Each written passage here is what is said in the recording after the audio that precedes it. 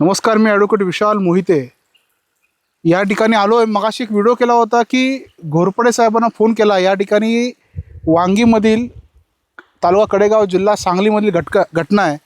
शेतामध्ये तार खाली आली, 2 तारेमध्ये घर्षण झालं, ठिणगी पेटली, पाला होता, पाला जळाला आणि तुम्ही इथं बघताय हे सगळं या ठिकाणी ठिबक जळालं आहे.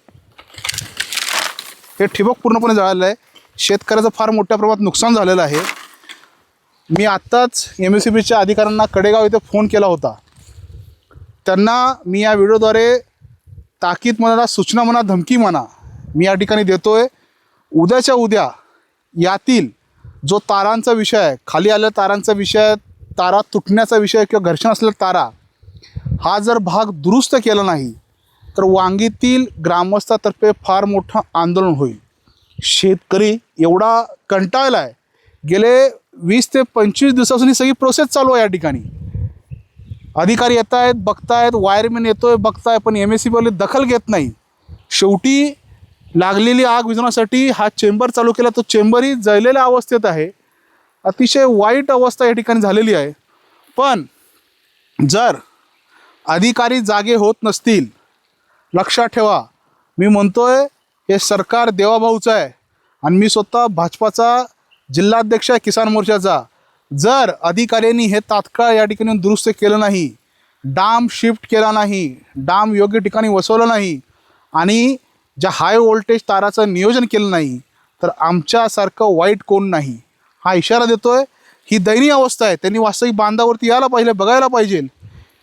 नेटा फेमची ठिबक होती, पूर्णपणे ठिबक अशी जळलेल्या अवस्थेत आहे.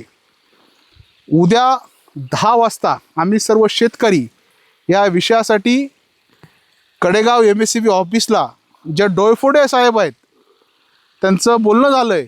मला त्यांनी सांगितलं आहे DPDCचं लेटर आणा. म्हणजे आता ह्या शेतकऱ्यानं DPDCच्या मागे जायचं.